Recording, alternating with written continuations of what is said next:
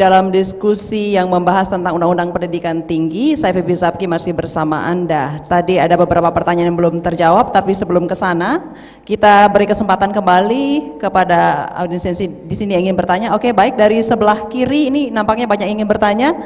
Sudah siap mikrofonnya? Mohon dibantu. Ya, mohon berdiri, sebutkan nama dan juga fakultas ataupun kampusnya di mana. Silakan.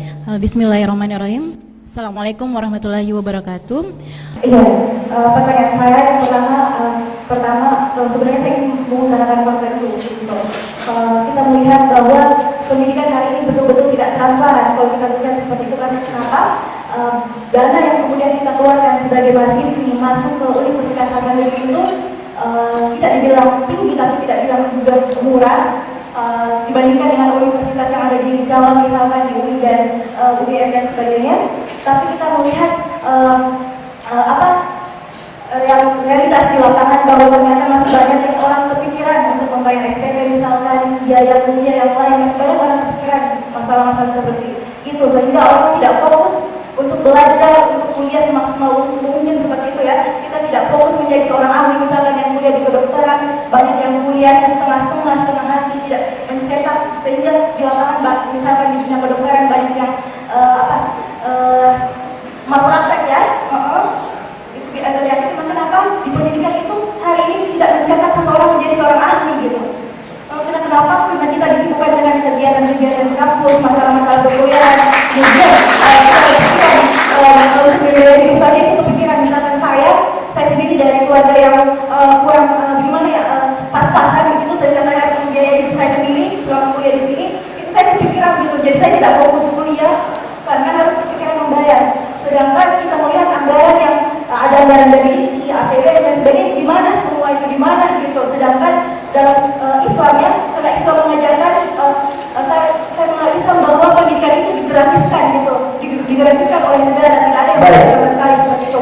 Nah, kedua gitu, kemudian saya takutnya kebudayaannya itu kayak dikomersialisasi, kemudian diswasalisasi dan ujung-ujungnya privatisasi seperti itu, tidak lagi ditampung oleh negara. Saya takutnya seperti itu. Kenapa misalkan sekarang PTN itu menerima bantuan dari bank-bank misalkan bekerja sama dengan kayak semacam komersialisasi, ujung-ujungnya pendidikan ini bisa jadi semacam mall kan, kalau kita bisa melihat seperti itu. Saya takutnya pendidikan kita seperti itu, padahal Islam secara tegas mengajarkan secara terang-terangan bahwa biaya pendidikan itu 100% dibiayai oleh negara, bukan dari tidak pendidikan gratis, mau orang miskin, mau orang kaya, gratis, tidak ada yang bayar sama sekali gitu. Terima kasih. Pertanyaan tadi, tepuk tangan dulu. Agak mirip dengan sebelumnya, bagaimana misalnya seseorang yang tidak mampu sebenarnya saking ingin masuknya akhirnya masuk lewat jalur non subsidi. Setelah di dalam bagaimana begitu, apakah ada fasilitas lain? Pak Pardono mungkin bisa membantu menjawab. Pak Idrus, tapi saya berikan Pak Idrus lebih dulu. Tadi ada beberapa pertanyaan menyangkut Unhas ya Pak ya, termasuk juga soal barusan yang seperti ditanyakan soal fakultas kedokteran. Silakan Pak Idrus, mikrofonnya silakan. Ini sebetulnya ada Wakil Rektor 3 yang barangkali bisa menjawab yang pertanyaan dari BM Sastra. Kemudian ada Wakil Rektor 2 yang baru tadi malam pulang untuk UKT. Nah, dari kedokteran saya ingin sampaikan. Saya nanya, yuk bayar SPP berapa setahun? Berapa? 600 Pak katanya. Nah, coba lihat. Jadi 1 tahun berapa bayar? 1.300.000. Nah, coba 1.300.000 yang saya katakan tadi 8,7 juta dia sudah jadi dokter. Tapi ya, bagaimana kan? Tadi pertanyaannya? Itu kan saya sudah sampaikan tadi bahwa memang ada jalur subsidi, jadi nggak usah diulangi. Itu kan memang ada JNS, di mana sebetulnya kalau membayar, kalaupun bayar 100 juta, itu masih disubsidi sebetulnya oleh pemerintah. Karena saya katakan tadi, you menghabiskan 48 juta setahun. Jadi kalau 5 tahun itu 240 juta selesai, you bayar cuma 100 juta. Jadi ini coba dipahami lah ya. Jangan selalu melihat negatifnya, you tidak mensyukuri apa yang you dapat selama sekolah, bayar cuma 8,7 juta, sudah jadi dokter. Ya, nah itu. Oke, kemudian yang kedua, Pak, dikatakan kenapa nggak bisa dapat beasiswa. Ini sebetulnya, jalur mandiri ini memang ada. Itu banyak sekali. Kalau kita kan untuk jalur reguler itu kan kita cuma terima 150. Nah, non subsidi itu kan ada di undang-undang Diknas itu 60-40. Ada 40, itu berebutan orang mau masuk di situ. Sehingga ya daripada dia misalnya ke UMI atau ke Unismu atau apa, dia mati-matian mau masuk. Karena apa? Kalau ada dikatakan anak Unismu di sini, kedokteran Unismu itu jauh lebih mahal daripada kedokteran di UNAS yang jalur non subsidi. Ada binaan UNHAS di apa namanya Kupang, Undana. Itu dia bayar 15 juta per semester.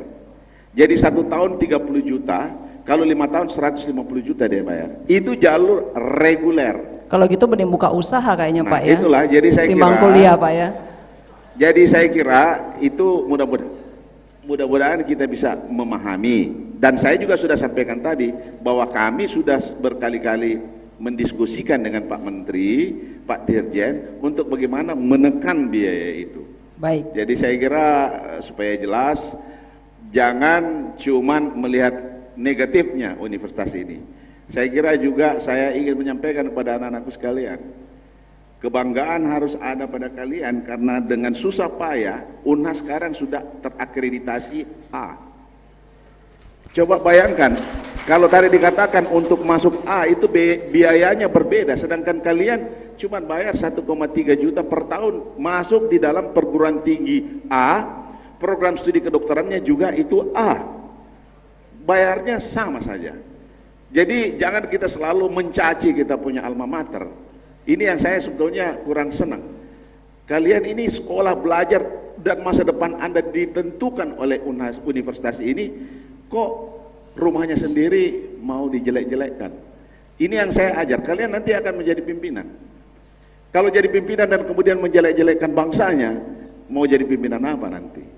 Nah ini barangkali saya sebagai orang tua, sebagai pimpinan, ini cukup keras, cukup sensitif kalau ada anak-anak yang mengatakan bahwa kenapa begini, ya kalau enggak silakan. Saya kira kita sudah berusaha payah untuk bagaimana akhirnya saudara-saudara menjadi sarjana, dan saya kira ada wakil rektor 3 sekarang ini dengan akreditasi A, itu banyak sekali perusahaan yang nunggu kalau wisuda bahwa oke, you kerja di sini, itu bukan buat saya, Baik. itu buat kalian. Karena Ya. Pak Dono ini sebentar lagi harus terbang, tapi saya beri kesempatan Pak Dono lebih dulu menjawab. Ada pertanyaan yang cukup menarik, apakah Undang-Undang Pendidikan Tinggi ini juga mengatur tentang beberapa bentuk kerjasama? Tadi ada kekhawatiran juga misalnya dari Arin, kalau perguruan tinggi diizinkan bekerja sama dengan pihak swasta semacam bank dan sebagainya, bukan ini menyebabkan perguruan tinggi jadi komersil begitu? Silakan Pak. Bagaimana aturannya di Undang-Undang Pendidikan Tinggi? Jadi salah satu pasal di Undang-Undang Pendidikan Tinggi itu adalah masyarakat diberi peluang untuk berpartisipasi di dalam pembiayaan pendidikan tinggi. Masyarakat itu bisa industri, kemudian bisa perorangan, ya, itu diberi kesempatan. Pertanyaannya adalah apakah kalau perguruan tinggi itu diberi kesempatan untuk bekerja sama dengan perusahaan, terus nanti itu akan menjadikan perguruan tinggi terseret ke dalam budaya komersialisasi atau korporasi. Ada beberapa hal yang perlu digarisbawahi. Sering kali yang dinyatakan adalah ini nanti akan ada privatisasi. Jadi karena bekerja sama dengan perusahaan atau organisasi yang privat. Privatisasi itu secara sederhana itu bisa didefinisikan adalah penjualan sebagian saham atau keseluruhan saham miliknya pemerintah kepada pihak swasta. Ya.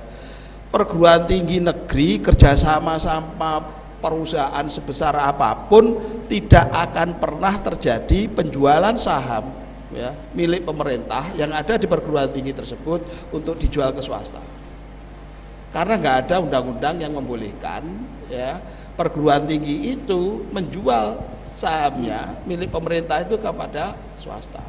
Itu nggak ada, sehingga anggapan seperti itu sangat tidak betul. Ya, baik. Semoga ini tidak selesai di sini, masih banyak hal yang harus dibahas, masih banyak hal yang perlu diperdebatkan. Artinya kita masih perlu membuka ruang diskusi selanjutnya di lain kesempatan. Tapi waktu sangat terbatas, saya ingin mengucapkan terima kasih kepada semua narasumber. Pak Pardono, terima kasih sudah memberikan penjelasan cukup baik. Dan ya, tapi boleh off air ya Pak ya? Ya, oke.